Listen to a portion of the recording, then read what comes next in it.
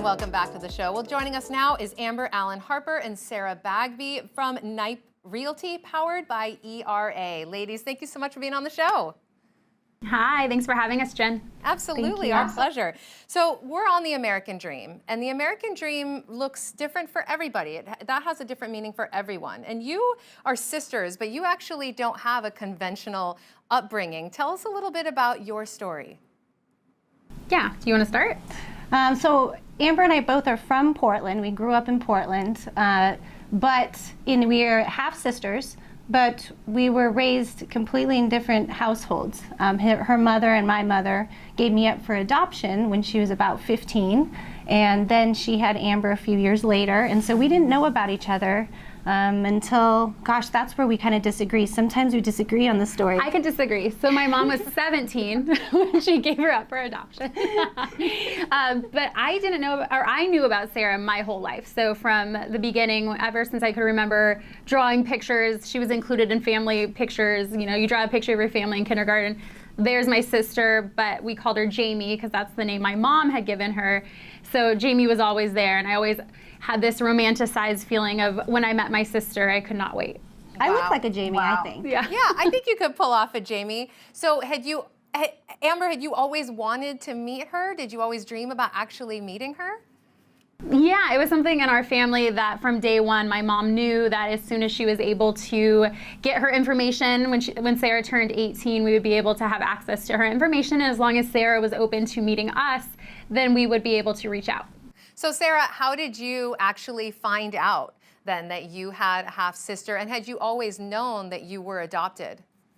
That's a really good question. As far as, I'm going to take your second one first, because I learned that I was adopted about age 5. And it was something that it was told that it was a gift. It made me special. So it was never a problem. I have parents that gave me a very good home, and they're still my parents that raised me. I just get to have another family too on top of it. And of course, I didn't know about a half sister. I just knew that I had a mother out there and a father. And my whole life since I was 5, I did kind of want to meet them. Some adoptees don't have any curiosity. And I think being in that, maybe I was a little shallow. I wanted to see what she looked like, see what her butt looked like, see if I was going to look like that. But as soon as I did meet her, I was very pleasantly surprised to have a half-sister, an amazing, beautiful mom, and a half-brother too. So I did get a really cool family out of it on top of my original one that raised me. What a great story. So how old were each of you when you finally met?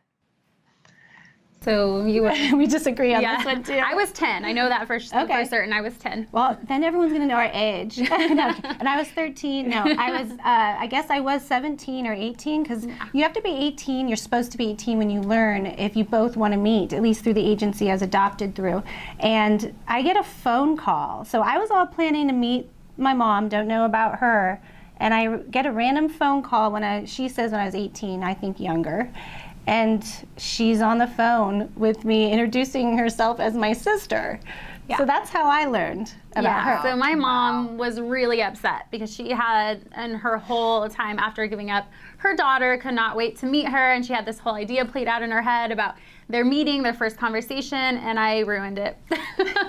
I was so excited. I looked her up in the phone book, and I called her before my mom ever was able to. Oh my gosh, you jumped the gun. So did you immediately have a tight bond? How did your relationship develop, and how did you end up working together? Well, I would say not yet, because I was going into middle school and you were going into college. Yeah, and you moved away. We tried. We made efforts. She visited me in college. I took her to a No Doubt concert. My first time. That's a good one. That's a good one. Yeah, but the age gap. It was more like a sister at that, like an older sister or like a babysitter. It was definitely not a tight bond right away. I, literally like worshipped the ground that she walked on, wanted to spend every second with her. Whereas with her, she's like, who is this annoying little child? Now, that hasn't changed, has it? You still worship me. Yeah, a little bit. But I think it really started. I worship her too now. I appreciate her more than I did when she was just in middle school. Thank you so much. But she was never bratty or anything. I was busy. I was in college, Yeah. But so we didn't get close until later when I have 2 children and I got divorced, and she got married and she had her first daughter. And that's when we really, I think, started she needed my help. She needed someone to help her in real estate. She was in real estate well before I was.